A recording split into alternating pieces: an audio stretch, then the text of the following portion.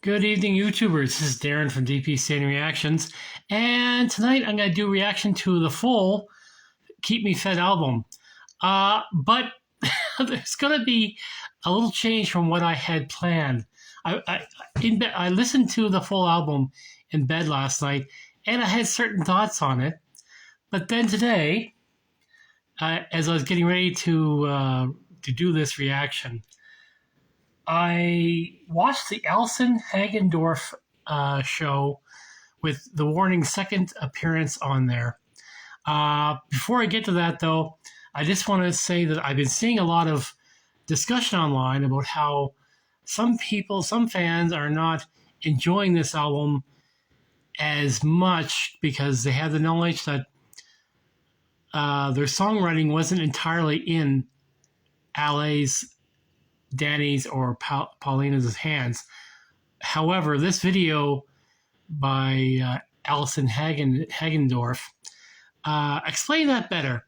And they did have a great input and final say on what they wanted for their songs. But what was different about them was the timing. Like we look at the Error album, and because of the COVID lockdowns and all that stuff, these three had ample time, very ample time, to create songs and basically do them the way they wanted. Now, because of all the touring going on, they've had to have a little bit of help in that area, and they've had less time.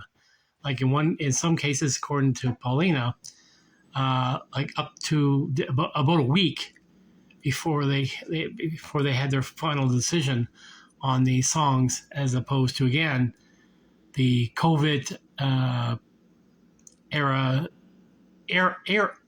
error, which they had months on. I gotta say, and it shows. It does show. Like these songs are different. I was quite surprised by three of them: Apologize, Escapism, and Sharks.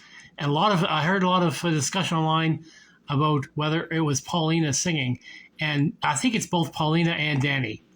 Danny, I think, is doing the chorus, and Paulina is doing the core of the song, and it sounds interesting. Apologize is just a kick-ass song. Escapism is too. There's two songs that I'm not keen on right now, but I'm not. When I say not keen, it doesn't mean I hate them. It just means that they're down the list of songs that I would listen to for the Warning, and that would be 6 Foot Deep and Gassoon. Those two songs just feel, I don't know, just don't appeal to me as much as the other three, or the other songs on the album. The first group of songs that they released for this album, like More and Sick, are the better ones. Are definitely, like, these other, like, in this interview, Ali calls these songs the B-side songs. Now, when it comes to the song for Apologize, that's also interesting, because that was Paulina actually started working on that in 2016, but she didn't really complete it. So after Error, I guess the songwriters helped out to flesh out the song. So Apologize is more like an error or pre-error type of song. And actually, according to them, Escapism and Sharks also have that formation from around the COVID times, and they just didn't get to flesh them out until much later. I was very impressed with this interview. Like, all three of them ladies were very engaged, especially LA. Again, when I first thought about doing this video, I was sort of going to be hard on this album, but I'm not so hard anymore. Because, for example, when I first heard the song Evolve, I wasn't keen on it. But then, over time, Evolve grew on me. And now it's one of my favorite songs. So I'm holding hope out for 6 Foot Deep and Consume to maybe they might rise. We will see. But again, if you really want to know more, please watch this Allison Hagendorf interview because it is fantastic. Like, they go over a lot. And again, the difference in the album is due to timing. Like, again, like Error was mostly due to COVID. And it had longer time to work on it. While as Keep Me Fed, a lot of the songs were needed within a week. And they praise their other songwriters and everyone. Their songwriting team is very important to them. Their team in general that helps them with everything. They get 2 thumbs up.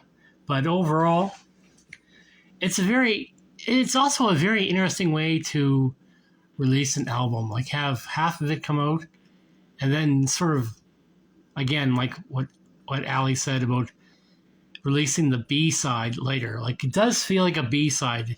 Like when you get those old 45s or vinyl records, you had the A-side songs, and then you had the B-side songs, and mostly the A-side songs were the ones that you listened to.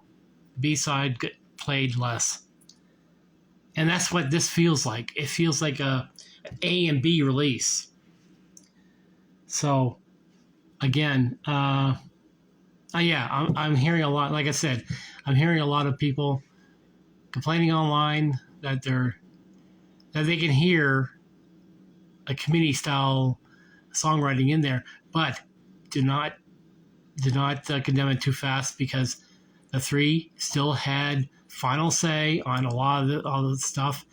They just didn't have the time to perfect it into the way they wanted to. Now, in the video, Paulina does say that maybe someday down the road, on tour or wherever, they're going to play these songs in a way that will be appropriate for them. So maybe they won't be like the album. Maybe when you hear them live, the song will be different. It'll sound more like what you're used to from The Warning.